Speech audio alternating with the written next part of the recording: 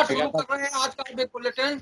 और big bulletin में आज की चर्चा की शुरुआत से पहले हम आपको आज के पैनल में शामिल मेहमानों से आपका परिचय करा दे रहे हैं।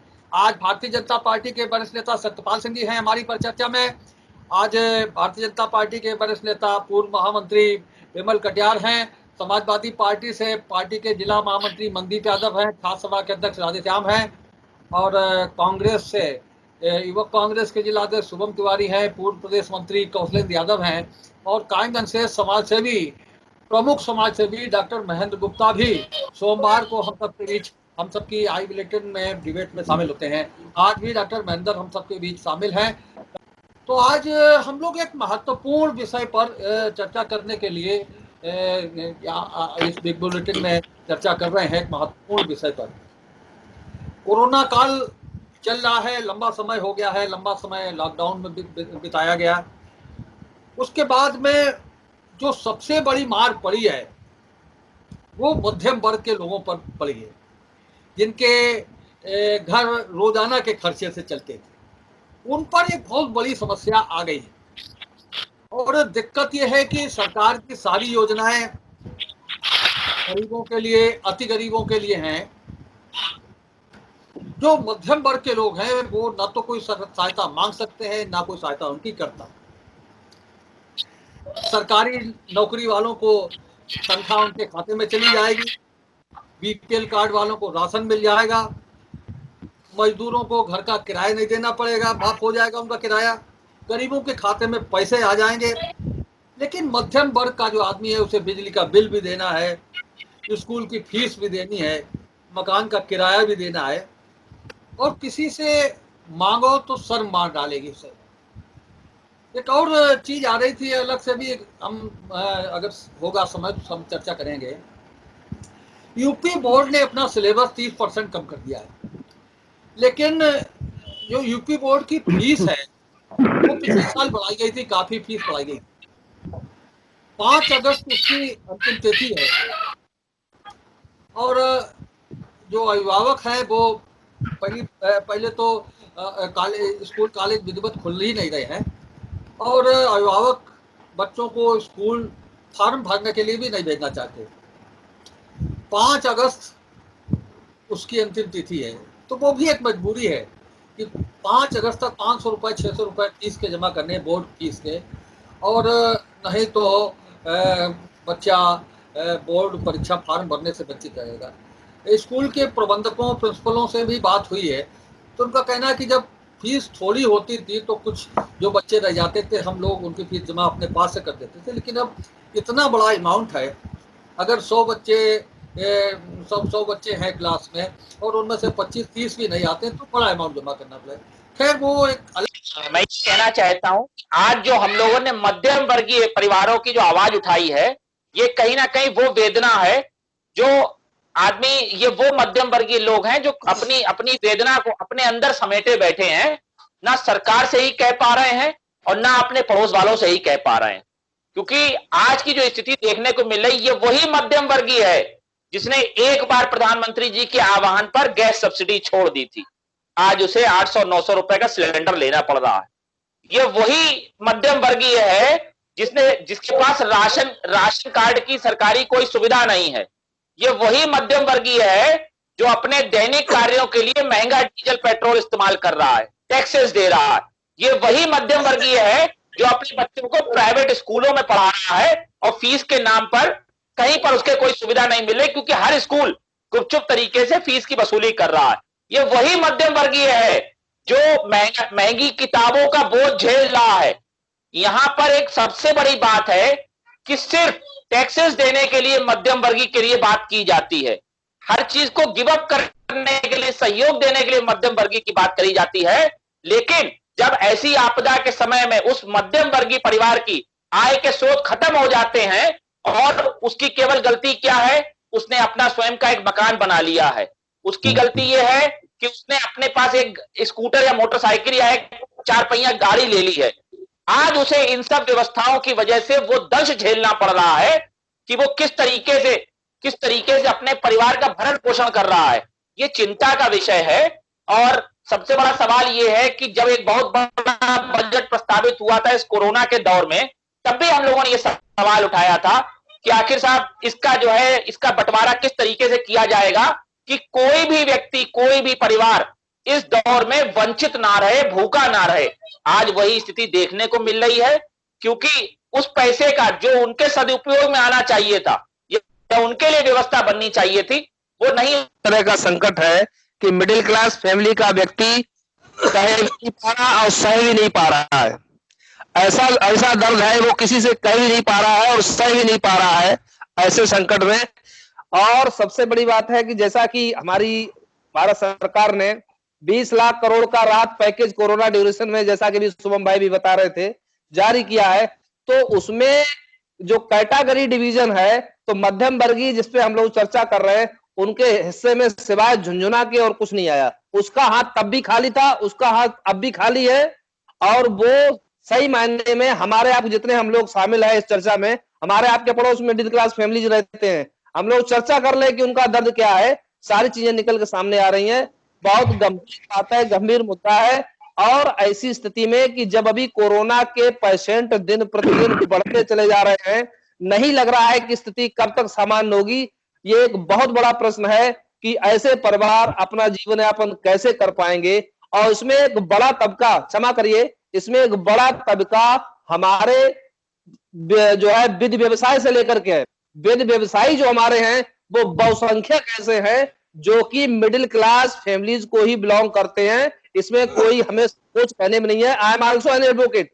हम लोग जो मिडिल विधि व्यवसाय में है, ऐसे बड़े परिवार हैं जो इस दर्द को झेल रहे हैं कहीं ना कहीं। और ये दर्द जो हमारे साथी सरकार में हिस्सेदार जो लोग हैं, भारतीय जनता पार्टी लोग, वो बैठे हैं। तो कहीं ना कहीं जो हमारा फंड है, फंड का आवंटन है, तो ऐसी जरूर व्यवस्था करनी चाहिए कि सरकार में बैठे लोग और प्रशासन और शासन इस दर्द को भी समझे और कोई ना कोई रास्ता निकाले कि ये नीचे भी नहीं, ये ऊपर भी नहीं, ये सक्षम भी नहीं और ये फुटपाथ पे भी नहीं। तो इनके दर्द को समझने की बहुत जरूरत है। जी डॉक्टर महेंद्र गुप्ता बोलिए। ये आज का जो विषय है वाकई में बहुत ही गंभीर विषय है। और कोरोना काल में जो महामारी फैली हुई है उसमें वाकई में अगर देखा जाए तो हम सभी भाइयों की बातों से बिल्कुल सक्षम हैं। मतलब कहना चाहिए कि जो परेशान है वो मिडिल क्लास ही है। हालांकि जब से लॉकडाउन हुआ है तब से मैं खुद ही मतलब लोगों की मदद कर रहा हूँ अपने स्तर से। लेकिन बहुत से जो मिडिल क्लास के लोग हैं वो घर से मतलब मदद नहीं लेना चाहते हैं। उनके कारोबार में भी बहुत ज्यादा दिक्कतें आ रही हैं। तो मैं तो यही कहूंगा कि सरकार को कुछ ऐसी योजना निकालनी चाहिए। और जैसे कि स्कूलों में कह तो रहे हैं कि फीस नहीं लेंगे, लेकिन फीस ली जा रही है, चोरी छुपे ली जा रही है ना। ऑनलाइन क्लास पढ़ा रहे हैं, लेकिन जब तक फीस नहीं देंगे तब तक आगे का प्रोसीजर शुरू नहीं होता है। तो ये सब चीजें जो हैं वाकई में बहुत ही ज्यादा विचारणीय हैं। और इसका समाधान सिर्फ हमारे माननीय प्रधानमंत्री जी और योगी जी अपनी कुछ योजनाएं मैं चाहूंगा कि मध्यम वर्गीय जो परिवार हैं उनके लिए भी चलाएं। और उनके रोजगार जो बंद पड़े हैं, बहुत ज्यादा दिक्कतें आ रही हैं, उनको थोड़ा सहारा मिलेगा तो वो भी अपना जीवन यापन कर पाएंगे। और हम भी मध्यम वर्गीय हैं। हम हालांकि कह नहीं सकते किसी से, लेकिन एक कितने परेशान हैं, क्या है मध्यम वर्गीय लोग, अपनी जुबान से नहीं कह सकते। लेकिन उनको कुछ ना कुछ जो है सरकार की तरफ से मदद मिलनी चाहिए और कुछ योजनाएं ऐसी होनी चाहिए जो मध्यम वर्गीय परिवार का कुछ ना कुछ तो सहारा बने। राधेश्याम जी। हेलो। ये बोलिए। निश्चित तौर पर आज का जो विषय है निश्चित तौर पर आज का जो विषय है वो बहुत गंभीर विषय है और वो उन लोगों पे हम लोग चर्चा कर रहे हैं जिनकी संख्या प्रतिशत में बहुत अधिक है। गरीबी के जो गरीब एक जो रेखा है सरकार की, उस लाइन के नीचे जो लोग हैं, और रईसी में तो 2, 3, 4, 5% लोग आते हैं बहुत मुश्किल से। निश्चित तौर पर बड़ी संख्या है मध्यम वर्ग के लोगों की। मेरे ख्याल से तो यहाँ इस डिबेट में शामिल सभी लोग मध्यम हैं। कौशलेंद्र भाई साहब जरूर पंप चला रहे हैं, और कि कोई उद्योगपति हो जिसका कोल्ड होल्ड हो, हमारी नजर में तो कोई ऐसा है नहीं इनमें। तो मध्यम वर्ग यही होता है जिसका कोई अपना व्यवसाय करोड़ों में चल रहा हो, वो रईस माना जाए। हम लोग तो अपने ऐसे लोग हैं जिनका रोजी रोटी डेली किसी न किसी काम से चलती है। हम खुद में एक परचून के रिटेलर, छोटे दुकानदार जो 4 से 10 लाख रुपया लगा के अपना व्यापार करते हैं, उससे अपना गुजर बसर होती है। लेकिन इस समय बड़ी पोजीशन खराब है, एक तो दुकान भी नहीं खुल पा रही, एक साइड खुलेगी, फिर एक साइड खुलेगी, एक दिन बंद रहेगी, एक दिन खुलेगी, सामान नहीं मिल रहा है। वहाँ लुंजीगंज में हम आज ही पूरे दिन बने रहे तो आधे एक तरफ की दुकानें खुली थी, एक तरफ की नहीं खुली थी। अब आधा सामान आज लाए, आधा कल लाएंगे, 1000 रुपया भाड़ा आज दिया, 1000 कल देंगे। तो बड़ी परिस्थितियां खराब हैं। अच्छा, हम किसी से कह भी नहीं सकते, अगर किसी से कहें तो अरे तुम्हें क्या चिंता है यार, तुम तो सेठ आदमी हो। प्रधान से कहो तो वो भी नहीं सुन सकते, मतलब न राशन फ्री है, न गैस फ्री है, न नरेगा में काम कर सकते हैं, न सब्जी ठेलिया लगा सकते हैं, कुछ कर ही नहीं सकते, बड़े परेशान। और सरकार भी इन सब चीजों पे विचार नहीं कर रही है। इसलिए सरकार के लोग क्योंकि इस चर्चा में शामिल हैं, आज का जो विषय है वो राजनीतिक विषय नहीं है, इसलिए कोई राजनीतिक टिप्पणी नहीं करना चाहेंगे। कौशलेंद्र जी, जी कौशलेंद्र जी जी। जो बातें बोले थे आप, कुछ प्रमुख अंश दोबारा बोल दीजिए, आपका रिकॉर्ड है। हमारा ये कहना है, आज जो भारत में महामारी फैली हुई है उसमें हमारे प्रधानमंत्री जी ने 20,000 करोड़ का जो पैकेज घोषित किया है उसमें मध्यम वर्ग के हिस्से में कुछ नहीं आया। मध्यम वर्ग के हिस्से में सिर्फ कर्जा आया है, कर्जा वो भी ब्याज युक्त। आज व्यापार कोई भी हो, क्योंकि बंदी चलती है, लॉकडाउन रहता है, तो व्यापार सभी प्रभावित हैं और जो उनके खर्चे हैं वो कम नहीं है। न बिजली का बिल कम है, न कर्मचारियों की तनख्वाहें कम है। तो इस तरह से जो आमदनी के मुताबिक खर्चे ज्यादा हैं, तो जो पहले से लोग कर्ज लिए हैं उसकी भरपाई नहीं कर पा रहे हैं, तो मध्यम वर्ग को सिर्फ कर्जे पे छोड़ दिया है सरकार ने। हमारा अनुरोध है कि कम से कम मध्यम वर्ग को अगर कर्जे पे ही छोड़ा जाए तो उस कर्जे का ब्याज मुक्त हो। अब कहा गया कि 20% अतिरिक्त कर्ज ले लो आप, लेकिन 20% में ब्याज लगेगा। तो ऐसी दशा में मध्यम वर्ग तो पिछड़ा नहीं दे पा, अगला ले लेगा तो और बोझ की तले दब जाएगा। एक हम सब लोग मिलकर एक विषय पे चर्चा कर रहे थे कि मिडिल क्लास के लोग सबसे ज्यादा परेशान और सरकार को कुछ न कुछ करना चाहिए। एक बड़ा विचारणीय विषय ये भी है कि जितने राजनीतिक दल के लोग हैं, यहाँ सभी राजनीतिक दल के लोग हैं, राजनीतिक बात नहीं हो रही है। ये बात ठीक है कि किसी ने भी मिडिल क्लास के, लोअर मिडिल क्लास के लोगों के बारे में बहुत ज्यादा चर्चा नहीं की। आज भी सब पार्टियों के नेता दल वो उन्होंने कहा मजदूरों की बड़ी समस्या है, उनको लेकर दिक्कत पैदा किया, व्यापारियों के बारे में सब प्रकार की चर्चाएं हुई हैं, लेकिन ये मिडिल क्लास के लोगों के बारे में अभी तक किसी भी राजनीतिक दल के लोगों ने कहीं भी किसी मंच पर, किसी फोरम पे चर्चा नहीं की। हम आप बड़े करते हो, लेकिन किसी बड़े नेता का कभी इसके प्रकार से ऐसा बयान नहीं आया। दूसरी बात एक इसमें ये है कि हम सब लोग कहते हैं कि सरकार उनको मुफ्त में कर दे, उनको मुफ्त कर दे। जब 5 महीने से सारा काम बंद है तो सरकार के पास आखिरकार आमदनी कौन सी है? सरकार के पास आमदनी भी इन्हीं सब लोगों से जाकर जो टैक्स जाता है वही उनके पास इकट्ठा होता है। आज वर्ल्ड बैंक से कर्जा लेकर सरकार इन लोगों को जो दे रही है, उन्होंने लेबरों को काम दे रही है, अन्य लोगों को जो फाइनेंस कराने के जो 20 लाख करोड़ रुपया देने की बात भी आई है, तो सरकार उसमें आज मेरी जो जानकारी है उसके हिसाब से मुफ्त देने की स्थिति में नहीं है। ब्याज उसका कुछ कम है, बिना गारंटी के लोगों को देने की बात है कि इसमें से काम आगे चल के बढ़ जाए। अभी भी काम डेवलप नहीं हो पा रहा है लोगों का ठीक से।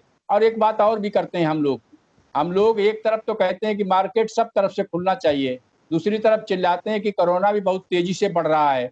तीसरी बात यह है कि जो हमारे नियम हैं उनका हम सब लोग पालन भी नहीं करते हैं। हम लोग जमावड़ा बना के ले जाते हैं, रोज चौराहे पे जाम लग जाता है, रोज वहां। तो ये एक ऐसी एक स्थिति बन गई है कि ये बात ठीक है कि इसमें से कोई सिस्टम ठीक से बन के नहीं आ पा रहा है। और इस सिस्टम को बनाने के लिए हम सब लोगों को ही इसमें से कहीं न कहीं और विचार सोचना चाहिए। सरकार एक बड़ा वर्ग ऐसा है जिसके सरकार का इस समय सरकार के ऊपर भी, मैं सरकार की बहुत अच्छी बात नहीं कर रहा हूँ, चाहे जिस राज्यों में अलग-अलग राज्यों की सरकारें हैं, इस समय सरकार के पास एक डबल मार है। एक तो गरीबों की, मजदूर और मनरेगा इस टाइप के लोगों की मदद करना, दूसरा कोरोना में जितना बड़ा फंड खर्च हो रहा है, अब आप समझिए कि एक-एक हॉस्पिटल में 1-1 करोड़ रुपया महीना का किराया और भाड़ा और उसका सिस्टम, ये जो बड़े पैमाने पे खर्च हो रहा है, ये भी एक सरकार के ऊपर एक्स्ट्रा एक बहुत बड़ा बर्डन है।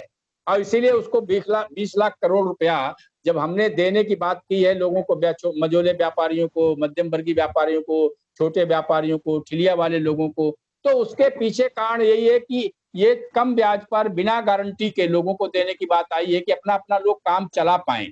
और ये सब प्रकार से इस समय बड़ी टिपिकल स्थिति है, आपातकाल स्थिति है। ये अपेक्षा करना कि स्मूथली सरकार सबको इसमें डोनेशन दे देगी, सरकार सबको दान दे देगी, सरकार सबको फ्री पैसा दे देगी, इस स्थिति में सरकार की स्थिति इस समय मुझे नहीं लग रहा है। और दूसरा ये कि मध्यम वर्गीय एक ये स्थिति है, इसका मध्यम वर्गीय का कोई मापदंड नहीं है। अब मध्यम वर्गीय परिवार का आप मूल्यांकन किस आधार पर करने वाले हैं? भाई कितनी आमदनी तक के लोगों को इनकम टैक्स रिटर्न उसमें से भरते लोग नहीं है, जिससे कह दे कि भाई ये 5 लाख रुपया तक वाले हैं, इनको करना चाहिए। बहुत सारे लोग ऐसे हैं जिनके व्यापार का कोई हिसाब किताब नहीं है। अब कैसे मालूम है किसके पास दुकान है, किसके पास क्या चीज है? मजदूर का तो एक लेखा जोखा हो सकता है कि बिलो पावर उसके जो आते हैं, उनका रजिस्ट्रेशन है, उसका कहीं कुछ है। बड़े उद्योगपतियों का एक हिसाब किताब है। मध्यम वर्गीय जो जिन्होंने फाइनेंस कराया है, जिनका वो मध्यम नहीं, वो उच्च मध्यम वर्ग के लोग हैं। अब जैसे लालू यादव को अगर बात करोगे तो मध्यम वर्ग नहीं आएंगे, उच्च वर्ग में आएंगे। सतपाल जी रोक रहे हैं आपको, एक चीज और जोड़ रहे हैं कि इधर कुछ दिनों से आत्महत्या की घटनाएं बहुत बड़ी हैं और उन सबके पीछे निकल करके यही आता है कि आर्थिक तंगी के कारण आत्महत्या कर ली गई। कौशलेंद्र जी क्या लग रहा है कि सतपाल जी जो बातें कह रहे हैं, सरकार में आप हैं, कम से कम सुझाव दे सकते हैं, उन सब चीजों से कितना सहमत है आप लोग? नहीं, मैं भाई साहब की बातों से सहमत भी हूं और नहीं भी हूं। नहीं इसलिए हूं कि आज जितने भी व्यापारी वर्ग है, जो भी है, मतलब ऊपर के 5-10% छोड़ दो आप, वो भी अपने कर्मचारियों का 30% वेतन काट के वेतन दे रहे हैं। जो प्राइवेट सेक्टर में हमारे भाई लोग हैं, हमारे बच्चे हैं या आपके बच्चे हैं, उनसे आप भली बात जान सकते हैं। जो प्राइवेट सेक्टर में है, बड़े बड़े इंडस्ट्रीज ने क्या किया है कि उनके 30% वेतन काट दिए। करना है करिए, रहना है रहिए, न रहना जाइए। तो आज जो छोटे वर्ग के, जो मध्यम वर्ग के लोग जो स्वयं कर्जा लेके काम कर रहे हैं, मैंने उनके लिए ये बात नहीं उठाई कि उन्हें फ्री दे दिया जाए। उन्हें जैसे आपने कहा बिना गारंटी की लोन, बिना गारंटी सब किसी बैंक से कोई किसी को पैसा नहीं मिल रहा। बैंक वाले क्या कर रहे हैं, जिन पे लोन है उन्हें भी 28 फरवरी का आउटस्टैंडिंग देकर उससे 20% लोन एक्स्ट्रा कर रहे हैं और कह रहे हैं 1% ब्याज कम है, मात्र 1% फीस ली जा रही, ड्यूटी ली जा रही, कोई रियायत नहीं। मध्यम वर्ग इसलिए पिस रहा है कि उसके खर्चे कम नहीं हो रहे, उस पे जो नीचे की लाइन के लोग हैं, गरीब लोग हैं, उस पर जो आश्रित है, उनको वेतन देना ही देना। कौशलेंद्र जी इसमें, कौशलेंद्र जी एक इसमें एक बीच में मैं आपको 1 मिनट रोक रहा हूँ। इसमें ये जो बीच का है, इसका मध्यम वर्ग को, क्लास को हम लोग अलग से डिफाइन कैसे करें भाई? कैसे उसका मापदंड कैसे तय होगा? ये एक विषय उसमें से आ रहा है कि भाई कोई न कोई, जैसे आपने बाकी लोगों के लिए तय किया है, ऐसे इसमें से क्या कर सकते हैं? एक सुझाव के रूप में कुछ हो सकता है, ये बताइए। नहीं, हम तो सुझाव ग्रुप ये है कि जो फैक्ट्रियां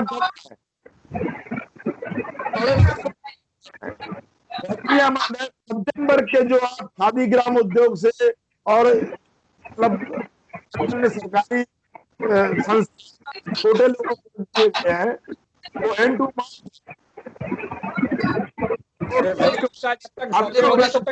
हो जाए। बोलो हाँ बोलिए, बोलो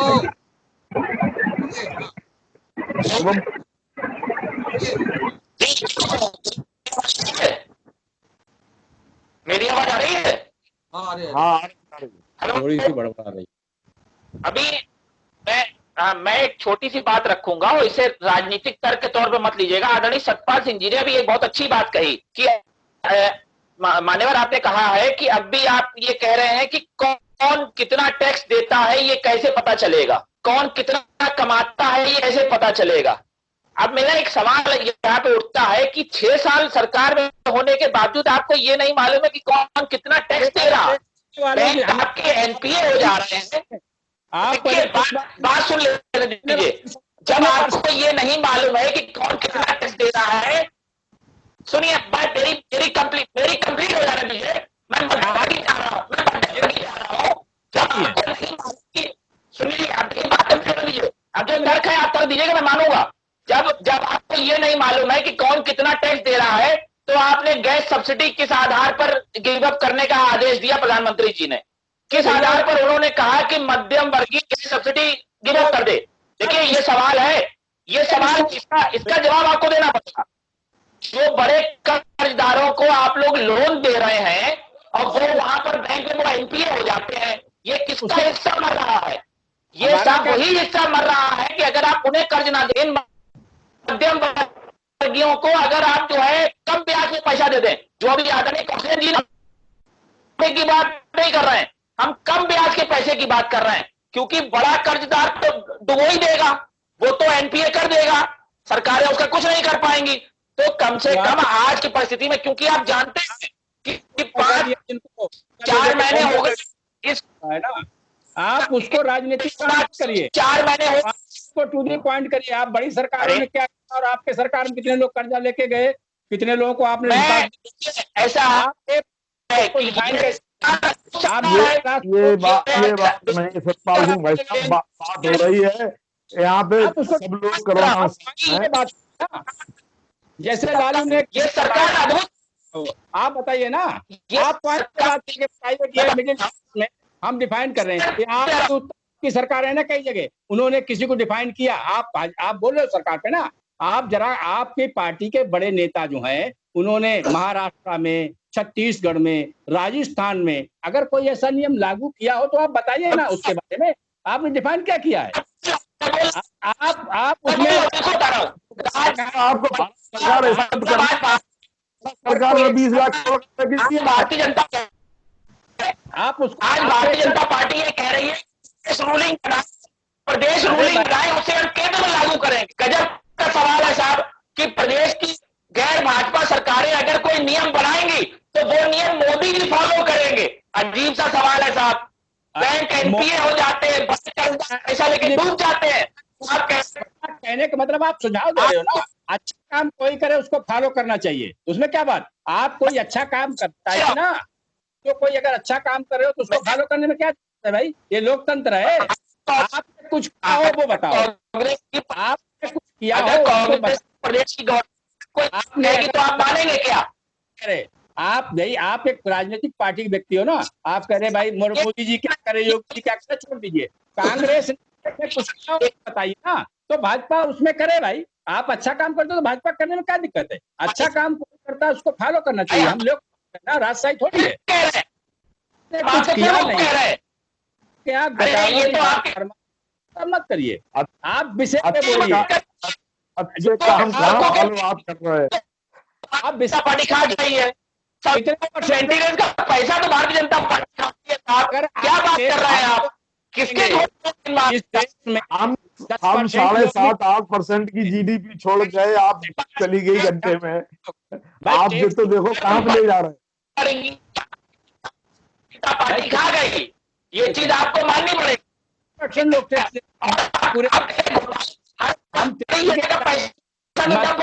परिवार जो है उससे यार लीड सही करो, कितना पैसा निकला बस आप ये बता। आप उसको राजनीतिक रूप से खींच के मत ले जाइए। हमारा कहने का मतलब है कि हम एक विषय कह रहे हैं कि भाई ये सबके लिए आप बढ़िया होशियार आदमी हो, आपकी पार्टी में होशियार लोग हैं, तो जरा एक चीज मुझे बताओ कि आपने कुछ उसमें से किया है कि हमने राजस्थान में किया, छत्तीसगढ़ में किया, महाराष्ट्र में ये किया, तो उस चीज को हम बाकी लोग राज्य में उसको फॉलो करें। आज कई राज्यों भाई साहब राज्य में नहीं, वो जो सिस्टम माननीय प्रधानमंत्री जी को फॉलो कराना है। माननीय मैं बता रहा हूँ माननीय प्रधानमंत्री जी ने जब लॉकडाउन घोषणा की, राजस्थान सरकार ने नहीं की, छत्तीसगढ़ ने नहीं की, प्रधानमंत्री सारे राज्यों को आर्थिक सहायता देकर अब ये हमारे का मतलब ये है, उन्होंने जो प्रधानमंत्री जी ने अब तक कैसे किया, क्यों नहीं किया? प्रधानमंत्री जी ने अब तक सिस्टम क्यों नहीं किया? जो केंद्र के अधीन है, जो टैक्सेस क्यों नहीं किए? क्या है जी। देखिए, जिस तरह से अब तक के अन्य बिंदुओं पर भारतीय जनता के पार्टी के साथी पल्ला झाड़ने का काम करते चले आ रहे हैं, उसी तरह से मिडिल क्लास के मुद्दे पे भी इन्होंने पल्ला झाड़ लिया है। इनके बयान से साफ हो गया है कि कितने चिंतित हैं ये मिडिल क्लास परिवारों के लिए। ये उसी तरह से चिंतित हैं जैसे देश के किसानों के लिए चिंतित हैं, ये उसी तरह से चिंतित हैं देश के गरीब मजदूरों के लिए चिंतित हैं। साफ मंशा सरकार की जाहिर है कि ये बिल्कुल पूरी तरह से सरकार गरीबी को लेकर के, गरीब को लेकर के, मजदूरी को लेकर के, मजदूर को लेकर के पूरी तरह से लापरवाह और गैर जिम्मेदार हैं। इसमें कोई दो राय नहीं। पल्ला झाड़ने का काम तो हमेशा करते चले आ रहे हैं, वो आज कोई निराला नहीं, आज भी आप कर रहे हैं, आगे भी आप करेंगे, इसमें कोई दो राय नहीं। रही बात जिस तरह से इसको काल में सुन लीजिए, आप सुन लीजिए, अभी मैं सुन रहा था सतपाल जी, मैं सुन रहा था, आप बोल रहे थे, अब सुन लीजिए। नमस्कार, मैं हूं अनिल वर्मा शेखर। उम्मीद है आपको हमारा ये एपिसोड पसंद आया होगा। आप इसे लाइक करिए, अपने दोस्तों के साथ शेयर करिए और हमारे चैनल को सब्सक्राइब करिए। यही आपसे निवेदन है। धन्यवाद।